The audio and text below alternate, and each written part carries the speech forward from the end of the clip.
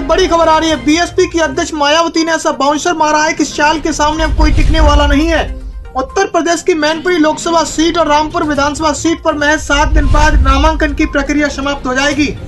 अभी तक किसी भी राजनीतिक पार्टी ने इन दोनों सीटों पर अपने प्रत्याशी घोषित नहीं किए हैं।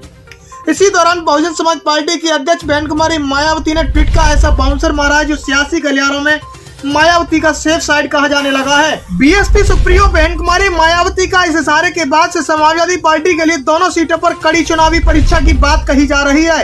राजनीतिक विश्लेषकों का कहना है कि मायावती उपचुनावों में मैदान में आए या न आए, लेकिन हार जीत की चुनावी पिच बीएसपी की वजह से ही तय होगी। समाजवादी पार्टी के संरक्षक मुलायम सिंह यादव के निधन से मैनपुरी सीट पर चुनाव 5 दिसंबर को तय हुआ है, जबकि रामपुर से समाजवादी पार्टी के विधायक रहे आजम खान की सदस्यता जाने से इस विधानसभा सीट पर भी 5 दिसंबर को ही चुनाव तय हुआ है। राजनीतिक गलियारों में सबसे ज्यादा चर्चा इस बात की हो रही है कि इन दोनों सीटों पर बहुजन समाज पार्टी की भूमिका क्या होने वाली है। खास तौर से जब तक मायावती ने सोमवार को ट्वीट करके उपचुनावों में अपनी पार्टी के न उतरने का भी जिक्र किया है। एक ऐसा ट्वीट का बाउंसर भी मारा है जिसके तमाम तरह के सियासी मायने निकाले जा रहे हैं। खास तौर से मायावती की चुनावी रणनीति से ये तो साफ ही हो गया है कि मायावती का चुनावी बाउंसर सब पर भारी देखा जा रहा है। दूसरे राजनीतिक दलों को चुनौतियां देना शुरू कर देता है, क्योंकि मायावती का अपना वोट बैंक है और इसके बावजूद भी दूसरे वोट बैंक पर सेंधमारी जारी है। यही वजह है कि राजनीतिक दलों के लिए मायावती चुनौती साबित हो रही है। दरअसल मायावती ने समाजवादी पार्टी पर निशाना साधते हुए ट्वीट किया, जब गोला गोकर्णनाथ के उपचुनाव में समाजवादी पार्टी भारी मतों से हार गई तो यह देखना होगा कि क्या अब सपा मैनपुरी रामपुर की सीट बचा पाती है या नहीं।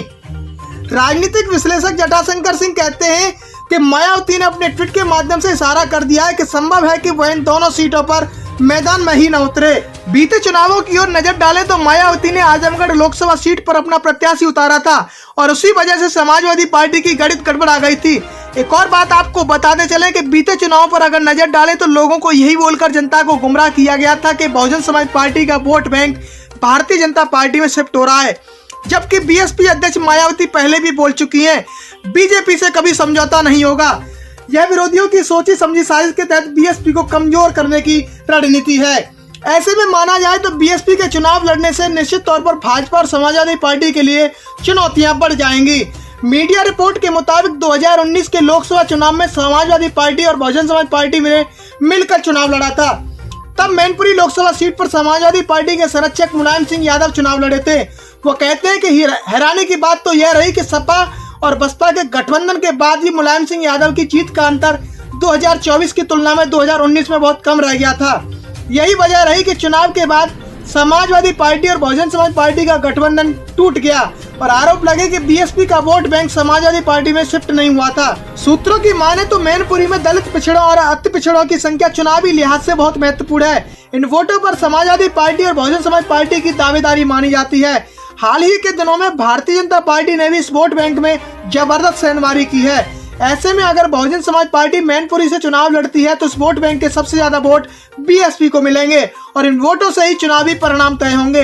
एक और बात आपको बताते चलें, जब सपा बसपा गठबंधन में यह वोट बैंक समाजवादी पार्टी के साथ नहीं गया तो इस बार यह तो कहना और भी मुश्किल होगा कि अगर बीएसपी प्रत्याशी नहीं उतारती है तो यह वोट किधर जाएगा, यह तो परिणाम ही बताएगा। समीकरण के मुताबिक माना तो यह भी जा रहा है कि समाजवादी पार्टी में शिफ्ट हो जाएगा। वहीं बीएसपी की गैर मौजूदगी में भारतीय जनता पार्टी में अगर इस वोट बैंक की शिफ्टिंग होती है तो मैनपुरी लोकसभा चुनाव न सिर्फ समाजवादी पार्टी के लिए चुनौती भरा होगा, बल्कि समाजवादी पार्टी की सबसे मजबूत मानी जाने वाली सीट भी हाथ से खिसक सकती है। हालांकि बहुजन समाज पार्टी से जुड़े सूत्रों का कहना है कि मैनपुरी और रामपुर के उपचुनावों में बहुजन समाज पार्टी चुनाव लड़ेगी या नहीं लड़ेगी, इस पर अभी फैसला नहीं हुआ है। मायावती के ट्वीट से इस बात का अंदाजा नहीं लगाना चाहिए कि मैनपुरी और रामपुर जैसी महत्वपूर्ण उपचुनावों में बीएसपी दांव नहीं आजमाएगी। कहना यह भी माना जा रहा है कि बीएसपी की कमेटी इन चुनावों को लेकर बैठकों का दौर लगातार जारी है। राजनीतिक विश्लेषकों का मानना है कि जिस तरीके से मायावती ने मुस्लिम वोट बैंक में अपनी सेंधमारी करनी शुरू की है, उस लिहाज से रामपुर और मैनपुरी में भी चुनावी समर में जा सकती है।